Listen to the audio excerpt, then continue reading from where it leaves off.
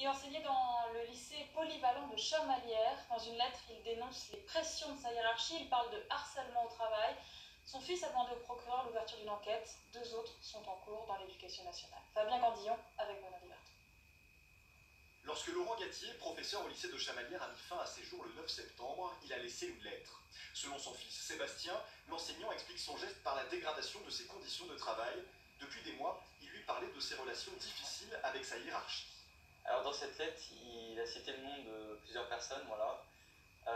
Il a cité aussi le mot harcèlement. Et il m'a décrit plusieurs fois le fait qu'il ait subi des pressions. Alors par mail, au téléphone. Il y avait aussi beaucoup d'insultes. Laurent Gatier était aussi chargé du bureau des stages, une charge de travail supplémentaire de plus en plus difficile à assumer. Ça représente une charge horaire payée de 2 heures par semaine. Sauf que voilà, c'est pas le cas, donc ça déborde jusqu'à 10 à 12 heures par semaine, voire plus. Donc travail le week-end, travail pendant les vacances, travail tard le soir, tôt le matin. Il me disait que ça faisait trop. Du côté de l'établissement, rares sont ceux qui souhaitent témoigner. Anonymement, certains enseignants parlent pourtant d'un mal-être installé, d'une ambiance très pesante depuis 2 à 4 ans, de propos humiliants et de dégradation de casiers. La direction n'a pas souhaité nous répondre. Les syndicats unis sur le sujet demandent des explications. Et les collègues font remonter ce malaise. Alors, le mal-être est de plusieurs ordres, c'est-à-dire que le suicide du collègue a vraiment eu des conséquences terribles sur le moral des collègues, bien entendu. Et puis, il semblerait qu'il y ait d'autres problèmes dans l'établissement, des dysfonctionnements. C'est pour ça qu'on souhaite que la lumière soit faite rapidement sur ces problèmes-là. Depuis l'annonce du décès, une cellule psychologique est intervenue 2 fois dans le lycée. Le recteur a reçu Sébastien Gatier et les syndicats. Un comité hygiène et sécurité au travail extraordinaire s'est réuni ce lundi. Il a acté la décision de diligenter une enquête administrative qui se fera ici au niveau de l'académie avec une visite sur place d'une commission paritaire administration syndicat pour essayer de comprendre ce qui s'est passé.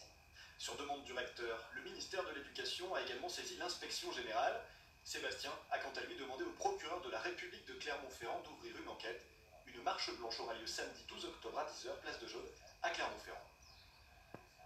Fabien Gandillon, bonsoir. Bonsoir. Vous avez donc travaillé sur ce sujet particulièrement sensible. Révélé en fin de semaine dernière, nous avons choisi de prendre le temps de recouper tous les témoignages, de trouver les bons interlocuteurs. Les faits se sont donc déroulés le 9 septembre. Qu'est-ce qui a aujourd'hui déclenché notamment la couverture médiatique ? Eh bien, Sébastien Gatier n'a pas communiqué tout de suite, car il a fallu un déclic, et ce déclic, pour lui, ça a été le suicide de Christine Renaud, directrice d'école à Pantin, fin septembre. C'est là que le jeune homme s'est dit que le cas de son père ressemblait beaucoup au cas de Christine Renaud, et c'est ce qu'il a décidé à parler aux réseaux sociaux et à la presse pour que, je le cite, ça ne soit pas mis au placard. Est-ce que ce mal-être dépasse la personne de Laurent Gatier ? Eh bien, clairement, il y a un malaise dans ce lycée. Pour plusieurs témoins que j'ai pu contacter, ce suicide est le révélateur d'un climat qui existe depuis 2, 3, voire 4 ans, avec des tensions qui opposent une partie des enseignants à certains membres de la direction. On a bien sûr sollicité cette direction pour avoir sa version, mais elle n'a pas voulu nous répondre. La situation est apparemment devenue encore plus difficile depuis le suicide de Laurent Gatier, avec 2 camps qui s'opposent. D'un côté, les enseignants qui dénoncent les agissements de leur hiérarchie, et de l'autre, ceux qui la soutiennent. 4 ans que ça dure et il a fallu attendre un suicide. Eh bien oui, d'abord comme je le disais à l'instant, ce mal-être ne touche pas tous les enseignants du lycée. Et puis, il y a dans l'éducation nationale comme un tabou face aux pressions, face aux classes difficiles à tenir. Les professeurs décrivent parfois une culture du silence, ils ont peur d'être jugés, peur de vivre cela comme un échec.